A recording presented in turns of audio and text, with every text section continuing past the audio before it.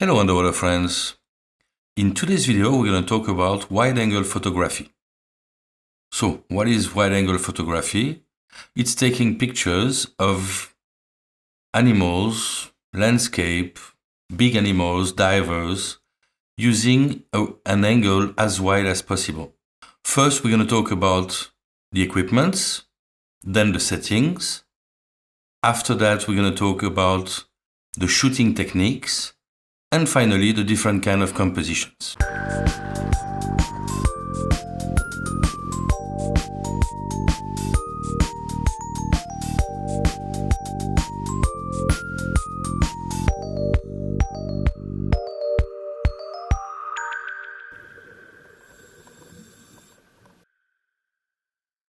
So first, the equipment.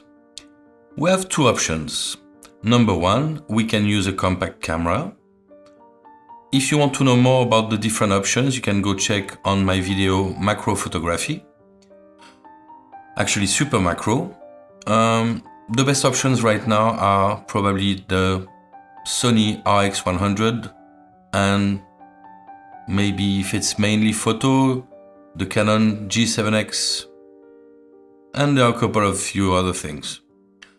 And with this, we're gonna add a wet diopter, a wet wide-angle diopter that's gonna help us make a wider shot than the camera itself. Camera is okay, but the problem is the focus is not so quick and the wide angle is not so wide if you don't use a specific equipment like the wet diopter. Option number two, you can use a DSLR or mirrorless, and on it you're gonna want to put a wide angle lens.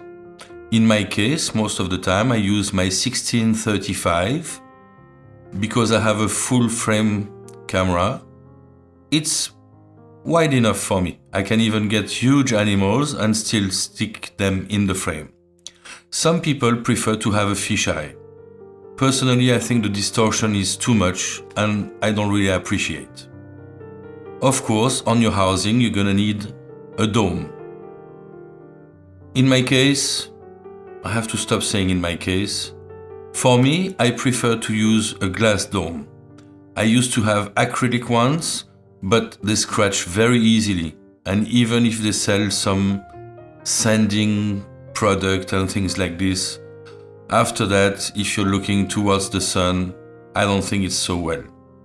Also, the second advantage of the glass dome is when you do over-under photography. Then it's very useful because the glass is more like water repellent, meaning that the drops of water won't stick so much on the dome.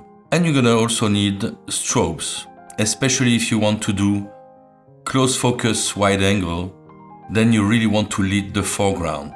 So a couple of strobes, powerful enough, would be a good thing to have. The settings. The ISO, I like to keep it at 100, like this there is no noise in my picture. For the speed, with the compact and actually with the DSLR or mirrorless, I like to put it at 1/125. For the compact, I noticed that it helps having a nicest color of water and I really appreciate it. For the f-stop, I would go for the aperture at f8.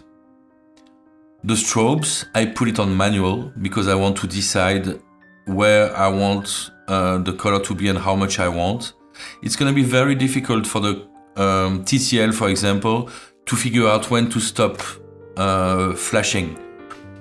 The background and the blue from the background is so big that the TTL doesn't know when to stop putting light.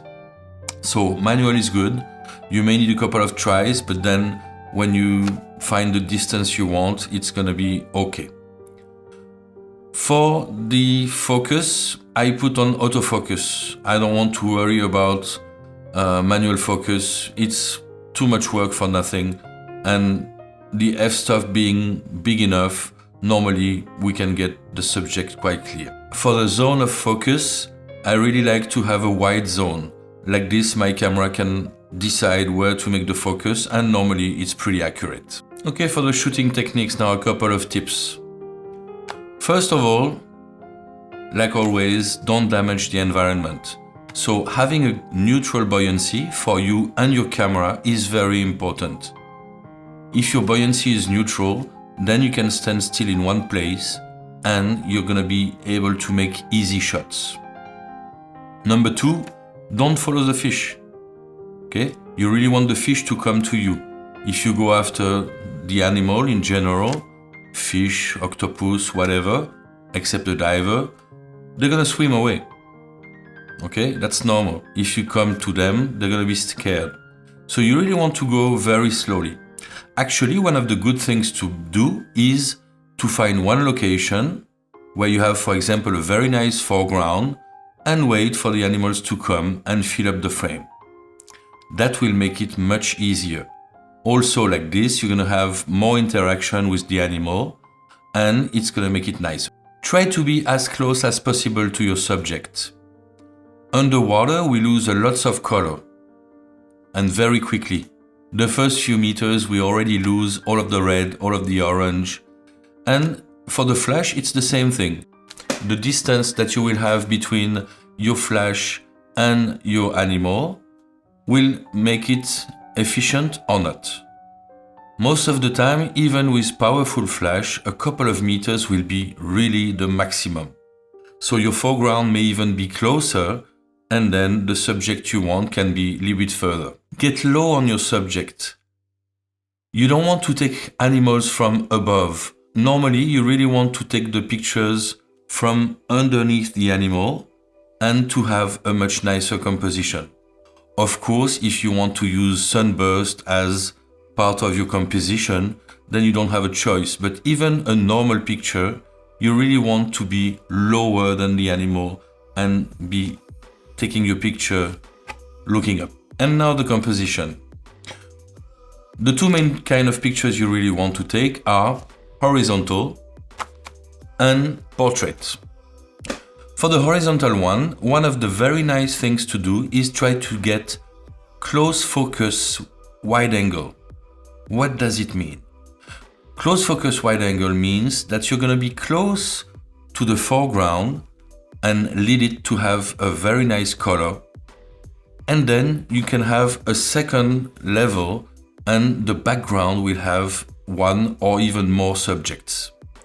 So one of the cool things to do is, for example, to have a fish very close to you and then a diver further out, and after that even a third layer with the background. Doing so, your fish is going to appear much bigger and the contrast and the perspective make it very nice. I think it's really interesting. Also, having a first layer, like a foreground, will make it nice because you're gonna get back all of the colors from this first level, and like this, the contrast will be very strong with the blue of the background. If you're using a single subject, it's very important to give him room for swim. What do I mean? I mean that you don't want to have no space in front of the animal. For example, shark, a swimming shark, where you want to get enough space between him and the end of the picture. Otherwise, it's gonna look all small and it will be very weird. So maybe you want the eye of the animal in the middle of the picture, which is not common for like rule of third and some other rules. But like this, you will have the feeling of the movement and you will see your animal in a nicer way. Talking about rule of third, that's one of the rules that we want to use when we take pictures. So we discussed about it in super macro. You have two lines, horizontal, and two lines vertical, and you want one of the important subjects in one of the corners at the intersection of the two lines. But rules are meant to be broken. In general, a picture can be completely different and look very nice. Over-under is also a very interesting kind of picture you want to take with a wide angle. A little tip, especially if you have a fiberglass dome, you really want to put soap or baby shampoo on your housing, on the dome itself. Like this, the drops of water won't stick so much on it. If it's a glass dome like the one I have, it's not as important, but any drop will end up in a problem because the focus may be on the drop and not where you want. For the over-under pictures, you will need some very calm conditions. Of course, if you have big waves and the sea is rough, it won't work. So pick the good day with very nice calm conditions, no waves, and it's gonna make it much easier. Number 2, you want a big F number. You want to try to get everything in focus. So don't hesitate even to go to F22 and have most of the scene in focus. You want to lit the water part. So especially if you have corals or a subject, try to put both strobes underwater. With the sun at the surface, it's always going to be brighter. You may correct it in post, it's not going to be so difficult, but the better it is to start with, the easier it is. I normally always take my pictures raw, but for this kind of picture it's even more important because you really want to be able to bring back the dark, the shadows, the black and everything. Close to the surface we have also pictures that can be very nice, are pictures of animals with a reflection in the water. It's not always possible, of course, your animals are not always as shallow, but depending, with some like octopus, squids, sharks, some of them like to live close to the surface. So if you can get a shot with your animal and the reflection in the water, it makes it really nice. For the portrait, you can use pretty much the same techniques and same things, but the fact that your camera is the other way helps you on other things. For example, over-under becomes much easier because of the width being, helping you having half on the top, half on the bottom, with a wider angle. Using portrait, you can use the same kind of techniques, but some of them will become easier. For example, the over-under. With the direction of the camera, it's going to make it easier. For underwater, one of the good things to do is, like we said before, close focus, wide angle.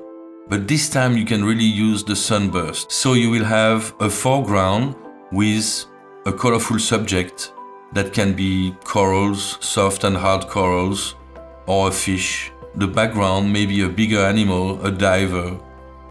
And then in the background, the second layer of background, you can have a sunburst that will make it really cool with the flare. Thank you for watching this video all the way to the end. I'm sure I forgot many things, so don't hesitate to ask in the comments. I will be very happy to answer to all of your questions. We just reached 300 subscribers to the channel, so I'm sure some of you have questions, and I will always be happy to answer. If you're interested in knowing more about underwater photography techniques, you can watch the series 6 Steps Underwater Photography. And if you want to see how I do a video with a GoPro, you can check USAT Liberty Early Morning with GoPro. Thank you, bye bye, see you next time.